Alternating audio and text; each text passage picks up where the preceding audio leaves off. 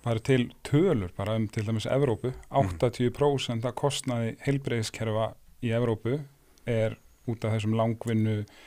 sjúkdómum sem eru kallaðir ósmitbærir. Þú veist, það svona eitthvað orð sem að kannski á að lýsa lífstílsjúkdómum eða því sem að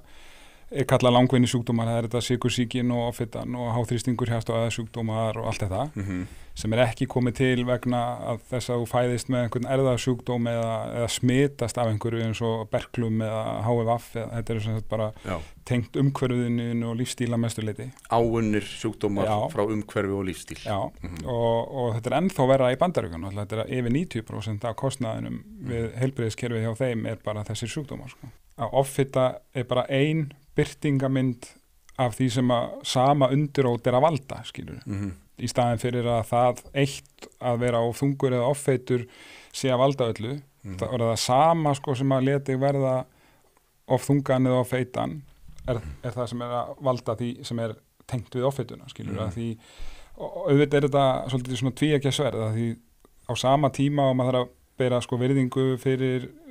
að fólk alls konar, þá megum við heldur ekki bara komast á þann stað að við megum ekki tala það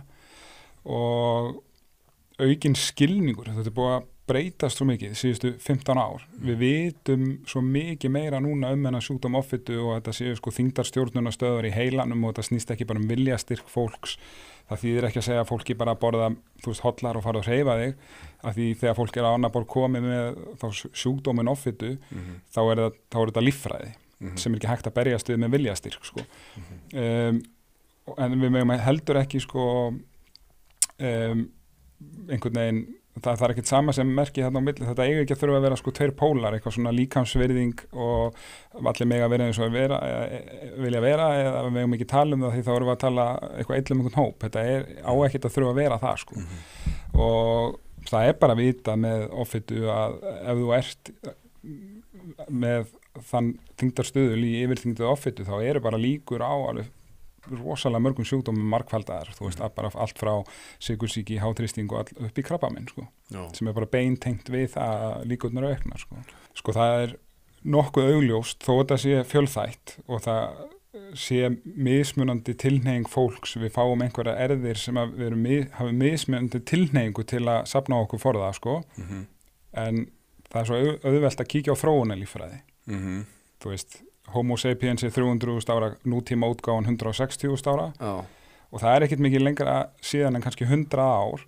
að þá heyrði það bara til undantekninga ef einhver var að glíma af offitu og meira segja, þó kannski ljótt að segja það, þá var það þannig að það var jafn sjaldgæft og að var einhver risi, skilur, þannig að fólk var jafnvel í sirkus. 8. áratögnum eða það maður sjálfur í skóla og svona, þá var kannski bara einn í árgang, skilur, að glíma við einhver yfirþyngd en núna við bara, við tökum þessar tölur.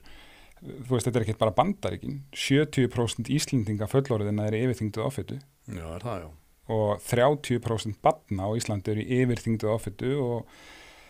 tölurnar ekki alveg gefnar út af þessu sem varst að nefna áðan að við ekki tala mikið þetta hérna sem hjá embætti landlæknis en það sem við komumst í næst og nýjustu tölum að sé allavega 7,5% af íslenskum börnum í offitu. Og af hverju erum við komið þangað? Sko, það fjölþætt, en það klárlega mest umhverfið sem þá, sko, það maturinn og það líka alls konar, það eru 80.000 ný efni í svona tilbúin syntetísk efni sem voru ekki til fyrir 100 árum og það sem við að tala með allar hormóndisruptors, skilur hvort sem það úr skordýraeitrum, allar snirtivörur, þú veist, maður bara fyrir heimili hjá sér, skilur við, þrifavörur fyrir, þú veist, klósett og fyrir hérna, borð og vaska og svo það þvottaefnin og mýkingarefni og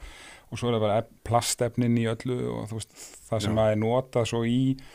þú veist, það breytist næring mata, það búið að eyðileggja hérna jarðveginn, skilur við, þú veist, það verið að fjölda framleiða bara aftur og aftur og aftur og það ekki sama næring og það þú veist, efni sem að komast út í jarðveginn, komast upp í mat og svo framvegis, þannig að þetta þú veist, þetta fjölþætt frá umhverfinu en maturinn stærsta ástæðan og maturinn að í rauninni sko að setja okkur í skilaboð eða senda líkamann skilaboð að safna fitu sko. Og það fyrst og fremst gjörunnin matvæli þú veist, sem er matur sem er bara búinn til, í rauninni ekki náttúrulegur. Það sem hann kallar ultra-processed foods. Já, og við getum farið nánar yfir hvað það er. En svo er það náttúrulega bara sykurinn, sem að, sko, þú veist, það eru til fullt af tölum þetta, það eru til dæmis bara tölur yfir á Íslandi, hvernig sko sykur innflutningur, það var það sem hafði best, það var munurinn á sko sykurinnflutningi, maður ekki nákvæmlega þetta til í góðri rannsókn sem að verið sér í Læknablaðinu sem að sko það jógst bara einhver, þú veist það voru einhver 100 gramma á sko einstakling, innflutningurinn 1850 eða eitthvað og 1960 var þetta bara komið í 50 kíló á hvern Íslending skilur. Þannig að sko hún er búin að mörg 100-faldast sykurneysla bara á síðustu öld og það sem að verra sem kannski fólk átt að segja alveg hvað en það hvítur sykur er tvísykra, eitt glúkósi og eitt frúktósi sem er ávaxtasykur. Neyslan á honum er búin að 3000-faldast. Og það sem að með hennar frúktósa að hann er bara sambærileg sameind og alkóhól. Hann brotnar niður í líkamanum á nákvæmlega sama hátt, bara í lifrinni og það er rosalega sláandi að sjá að sko sjúkdómarnir sem að börn eru að fá og sérstaklega í Bandaríkjunum niður í 6 ára eru sjúkdómar sem að engir voru með fyrir hálfur öld nema